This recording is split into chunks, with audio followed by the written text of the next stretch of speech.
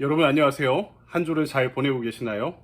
6월 2일 금요일 오늘도 하루 한 말씀으로 또 우리의 하루를 힘차게 시작해 볼까요? 우리에게 주신 말씀은 호세아 11장입니다.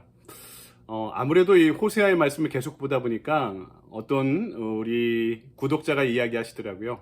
계속 심판에 대한 말씀이 나오니까 우울하다고. 여러분 이게 말씀의 현실입니다. 이 말씀을 진지하게 받아들였다는 증거인데요.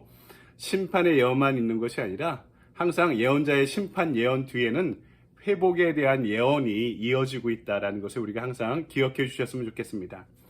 호세아 11장 오늘은 8절부터 11절까지의 말씀 함께 찾아보겠습니다. 제가 봉독해 올리겠습니다. 에브라임이여 내가 어찌 너를 놓겠느냐, 이스라엘이여 내가 어찌 너를 버리겠느냐, 내가 어찌 너를 아드마같이 놓겠느냐, 어찌 너를 스보임같이 두겠느냐. 내 마음이 내 속에서 돌이켜 나의 긍휼이 온전히 불붙듯 하도다. 내가 나의 맹렬한 진노를 나타내지 아니하며 내가 다시는 에브라임을 멸하지 아니하리니 이는 내가 하나님이요 사람이 아님이라. 내 가운데 있는 거룩한 이니 진노함으로 내게 임하지 아니하리라. 그들은 사자처럼 소리를 내시는 여호와를 따를 것이라. 여호와께서 소리를 내시면 자손들이 서쪽에서부터 떨며 오되 그들은 애굽에서부터 새같이 아수르에서부터 비둘기같이 떨며 오리니 내가 그들을 그들의 집에 머물게 하리라. 나 여호와의 말이니라. 아멘. 주님의 말씀입니다. 주님께 감사드립니다. 오늘 우리에게 주신 말씀 가지고 불붙듯 타오르는 하나님의 긍휼이라는 제목으로 말씀을 증거하겠습니다. 오늘 우리가 읽은 호세아 11장은요. 구약 성경에서 하나님의 사랑에 대해 언급하는 가장 위대하고 아름다운 말씀에 속해 있습니다. 아마 호세아의 자신의 경험 때문이겠죠. 자신을 버린 아내를 용서하고 받아들이는 그 경험 가운데 여전히 백성들을 포기하지 못하고 계시는 하나님의 마음을 아마 더 깊이 이해하게 되었을 것입니다. 그 하나님의 마음을 누구보다 잘 이해하고 있는 선지자가 바로 호세아였을 것입니다. 오늘 말씀을 잘 읽고 묵상하다 보면은요, 자녀를 잃어버린 아버지의 그 독백이 이 말씀 안에 느껴지고 있습니다.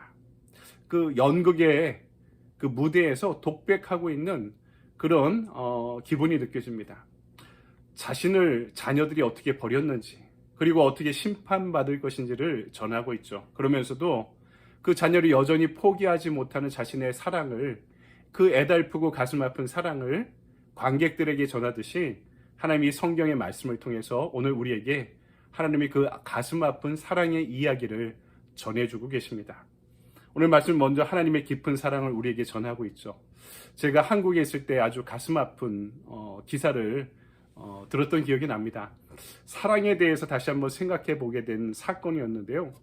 기찻길에서 아이들이 뛰놀고 있는데 기차가 오는 줄 모르고 놀고 있다가 치기 직전에 멀리 있던 어머니가 뛰어와서 그 아이들을 밀쳐내고 본인이 사고를 당한 겁니다. 신체 일부가 절단되는 큰 상처를 어머니가 입게 되었죠.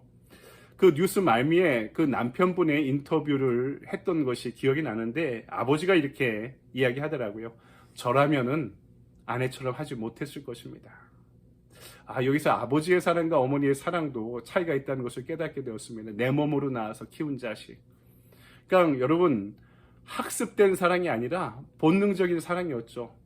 생각할 틈이 없이 사고를 당하고 있는 아이들을 향해 먼저 뛰어든 어머니의 사랑은 평소에 그 사랑, 자녀들을 품고 있는 그 가슴 아픈 사랑이 그대로 표현된 것이겠죠. 스바냐 3장 17절에 이런 말씀이 나옵니다. 너희 하나님 여호와가 너희 가운데 계시니 그는 구원을 베푸실 전능자이시라. 그가 너로 말미암아 기쁨을 이기지 못하시며 너를 잠잠히 사랑하시며 너로 말미암아 즐거이 부르며 기뻐하시리라 하리라. 너로 말미암아 즐거이 기뻐하신다. 여러분, 이 히브리어 원문의 표현은요, 그냥 좋다는 표현이 아니라 좋아서 어쩔 줄 모르는 하나님의 사랑을 표현하고 있는 것입니다. 내가 예뻐서요? 잘나서 좋은 대학 가서 좋은 직장 가서 성공해서 아닙니다. 지금 죄인된 원수된 있는 그대로의 모습을 보고도 하나님께서는 그 애달픈 사랑으로, 그 크신 사랑으로 좋아서 어쩔 줄 모르고 바라보고 계시는 하나님의 짝사랑을 스바냐서가 우리에게 전하고 있는 것이죠.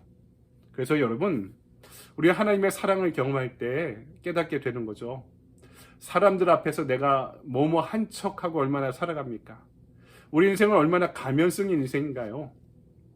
하나님 앞에서는, 나를 그대로 받아들여 주시는 그분 앞에서는 내가 내 인생의 가면을 내려놓아도 되는 것입니다.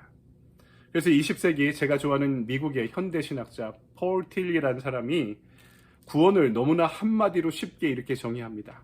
구원이란 내가 하나님께 받아들여졌다는 그 사실을 받아들이는 것이다. 생각해 보세요. 구원이란 내가 하나님께 받아들여졌다는 그 사실을 받아들이는 것이다. 이스라엘의 심판을 예언하는 호세아는요, 그 심판의 끝에 회복이 있을 것임을 희망적으로 예언하고 있습니다. 왜냐하면 8절, 하나님의 긍휼이 온전히 불붙듯 일어나고 있기 때문이다. 그리고 내가 나의 맹렬한 진노를 나타내지 않겠다고 9절에서 약속하고 계시기 때문입니다. 하나님은 진노하시지만 그 진노가 하나님의 사랑을 없애지는 못합니다. 이것이 하나님과 피조물인 인간의 차이죠. 인간은 분노하고 진노하면은 미워하게 됩니다. 하지만 하나님의 진노는 사랑의 다른 표현인 것입니다. 그래서 우리가 성경 말씀을 깊이 이해할 때 정죄와 징계를 구분할 줄 알아야 됩니다. 요한계시록 3장 19절에 이렇게 말씀합니다. 물은 내가 사랑하는 자를 책망하여 징계하노니 그러므로 내가 열심을 내라 회개하라. 히브리서 12장 7절 8절 말씀입니다. 너희가 참음은 징계를 받기 위함이라. 하나님의 아들과 같이 너희를 대우하시나니 어찌 아버지가 징계하지 않는 아들이 있으리요. 징계는 다 받는 것이거늘 너희에게 없으면 사생자여 친아들이 아니니라. 사랑하는 자들에게는 어떻게 하신다고요? 징계하신다고. 돌아오게 만들기 위해서 징계하신다는 것입니다. 그러니까 정죄와 징계를 구분할 줄 알아야 하는 것이죠. 정죄는요, 심판하는 것을 목적으로 합니다. 영원한 형벌로 이어집니다. 반면에 징계는 회복이 목적입니다. 돌아오게 만드시기 위해서 징계하신다는 것이죠. 그러니까 하나님의 자녀인 나한테 표현되는 것은 정죄와 심판이 아니라 징계라는 것입니다. 십자가에서 죽기까지 있는 그대로의 우리를 받아들여셨던 그 사랑이 그분의 본래적인 성품이기 때문에 하나님의 진노는 우리를 돌이키게 만드는 그분의 사랑의 방식이라는 것을 우리가 성경 안에 깊이 이해해야 하는 것입니다. 오늘도 그 사랑 안에 돌이켜 회개하고 하나님을 향해 설 수 있는 저와 여러분의 하루가 되길 바랍니다. 두 번째, 오늘 말씀은 그 회개의 결과가 무엇인지를 우리에게 전하고 있죠.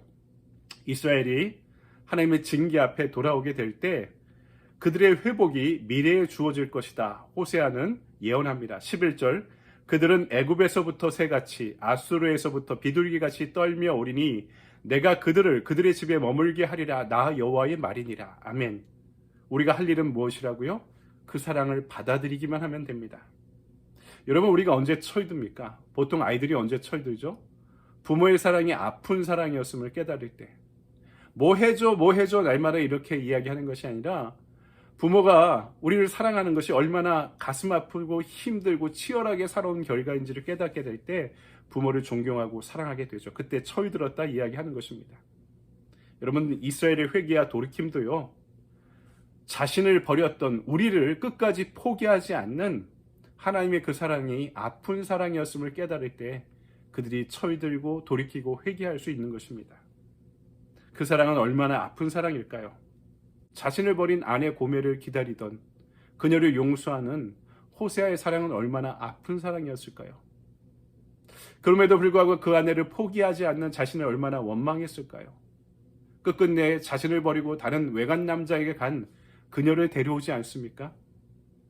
그 자신의 용서와 화해와 사랑의 행위 가운데 호세아는 하나님의 사랑이 이것이구나. 내가 하나님의 사랑을 따라가는 것이구나. 우리 민족이 우상을 숭배하며 하나님을 버렸지만 끝끝내 그 자녀들을 포기하지 않는 하나님의 사랑을 발견하게 되었던 거죠. 그 사랑은 받아들임으로부터 시작되는 것입니다. 얼마나 아픈 사랑인지를 받아들이면서 우리가 해야 될 일은 날마다 그분께로 돌이키는 것입니다. 하나님을 향해 살아가는 것입니다. 그분의 아픈 사랑을 그대로 받아들이고 그 아픈 사랑의 주님을 이해하고 그분을 사랑하며 경배하고 찬양하며 사는 것이죠. 제가 어려서 들었던 CCM 음반 중에 찬양하는 사람들이라는 그룹이 만들었던 그 사랑이라는 찬양 앨범이 있었습니다.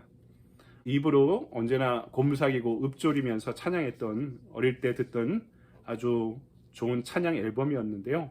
그 중에 얼마나 아프실까라는 찬양곡이 있었습니다. 오늘 그 가사를 들려드리며 말씀을 정리하고자 합니다.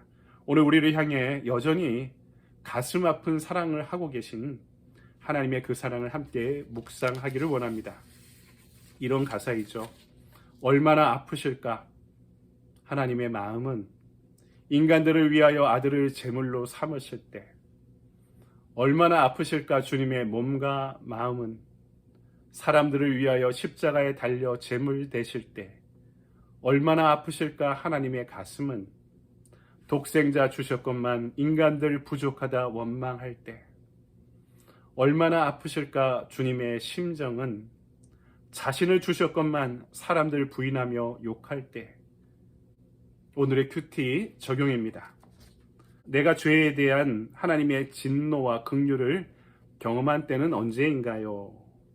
하나님께 받은 긍휼과 사랑의 경험을 오늘 누구에게 간증하며 전하겠습니까? 유튜브 밑에 더보기를 보시면 큐티 자료가 있는데요. 관찰, 해석, 적용 질문이 귀납법적으로 접근하며 질문을 만들어서 여러분에게 제시했습니다. 그 질문들을 다 답해 보시면서 말씀을 깊이 관찰해 보시고 여러분 해석해 보시고 또 적용해 보시기 바랍니다. 하나님의 진노와 긍휼을 경험한 때는 언제인가? 저는 그렇습니다. 제가 목회하는 순간, 여러분한테 설교하고 말씀 전하는 순간이 기적이죠. 이런 나도 하나님 받아들여 주셨고 추악하고 부족한 나를 목회자로 사용하실 때 이것이 저는 기적이라고 생각하고 믿고 있습니다. 하나님께 받은 긍휼과 사랑의 경험을 오늘 누구에게 간증하며 전하겠습니까? 제 설교가 제 간증입니다. 또 여러분 앞에 이 유튜브를 통해서 촬영하고 편집하고 또 업로드하는 게 또 제가 간증하고 전하고자 하는 목적입니다. 여러분, 이게 너무나 추상적으로 느껴지면 액션 플랜을 정해드리도록 하겠습니다. 두 가지인데요. 최근 내가 하나님 앞에 돌이킬 것 한번 생각해 보시고 회개의 기도를 드리시기 바랍니다. 두 번째, 누군가 한 사람에게 오늘 이런 날을 받아들여 주신 하나님의 사랑을 전해보시기 바랍니다. 첫 번째, 최근에 내가 하나님 앞에 회개하고 돌이킬 것이 무엇인지 묵상하고 생각해보고 회개 기도할 것. 두 번째, 한 사람에게 하나님의 사랑을 전합시다. 누구이든가 어떤 방식으로든 커피를 사주셔도 되고 아니면 밥을 사주셔도 되고 또 방문하시면서 이야기하셔도 되고 하나님의 사랑에 대해서 내가 경험한 고백을 함께 나눕시다. 여러분 한번 오늘 이 말씀을 실천해 보시고 여러분 나눈 말씀을 유튜브 댓글에 받은 은혜와 경험을 함께 또 나눠주시면 좋을 것 같습니다. 이 유튜브가 일방적으로 제가 전하는 건데요. 여러분들 댓글을 통해 함께 영적인 교제에 소통하고 나눠주시면 더 도움이 될 것 같습니다. 그리고 반드시 구독과 좋아요 눌러주시면 감사하겠습니다. 말씀의 은혜 가운데 구하는 여러분들의 하루가 되길 바랍니다.